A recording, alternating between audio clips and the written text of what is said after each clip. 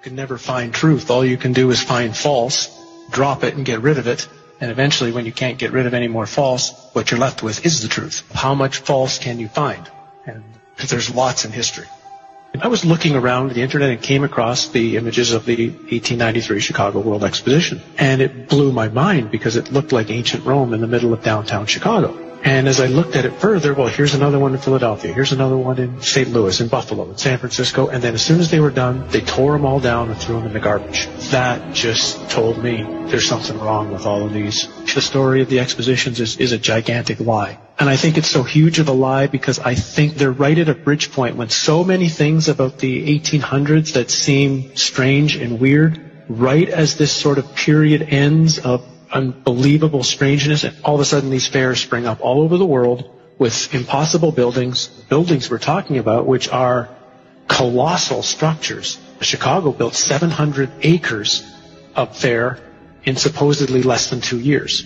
St. Louis built 1,200 acres of exposition buildings. One of the buildings in Chicago, the manufacturer's building, would house 300,000 people. There's a giant statue in the middle of the lagoon. It was called the Golden Lady, and it was known as the Statue of the Republic. It was 65 feet tall. They say it was covered in gold leaf that had copper underneath, but others speculate it was actually made out of solid gold. So you're talking 65-foot high, potentially solid gold statue. We're talking giant structures and looking like ancient Rome with towers and domes and columns and the most fine, ornate pieces to them in these record, unbelievable times. Then as soon as they're done, chuck them in the garbage. Like Jackson Park is a swamp.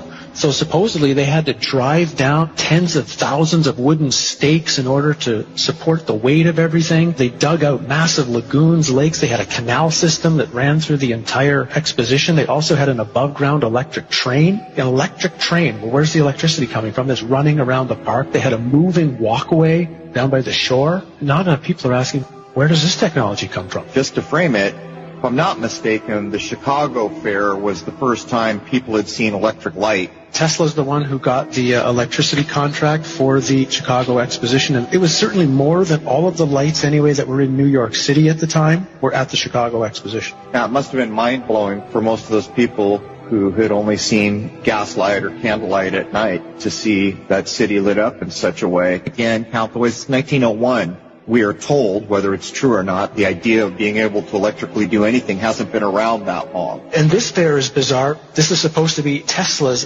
fair, where he managed to somehow move electricity from Niagara Falls to Buffalo for the fair. No one's really explained how he actually did that. And at the middle of the fair is a 395-foot-high electrical tower, on top of which, of course, is a female golden statue called the Goddess of Light. And this thing was lit up by, some suggest, 500,000 electric light bulbs. Again, when you look at the photos of this thing, it's just, where do they really get the power from? I mean, think of what it would take today if you had a place with no electricity and no way to pipe it in. The generators that would have to be built. For example, there's a building that went up for the Barcelona Exposition in 1888. It was claimed to be the fastest built building in the world. 5,000 square meters, capacity for 2,000 guests, 600 rooms, 30 apartments, and it was supposed to be built in 53 days. This is supposed to be a time of horse and buggy. The 2-year building times are actually impossible unless the two most likely theories would be either A, they had a technology that they're not supposed to have, and it really was built in that time frame. Even if they built them, they had to build them out of marble and stone in record time, or the buildings were already there. They'd been there for hundreds or thousands of years, fixed up, refurbished, repainted, hence the term whitewashed, which is the term that was used for the Chicago Exposition, which was paint all the buildings with this brand new spray paint that they had just developed to spray paint all the buildings in record time, so you couldn't tell if anything was old or anything was new. How long did these things tend to stay open? When they built these things, supposedly over 2 years, which is the narrative, how long were they there for? About 6 months.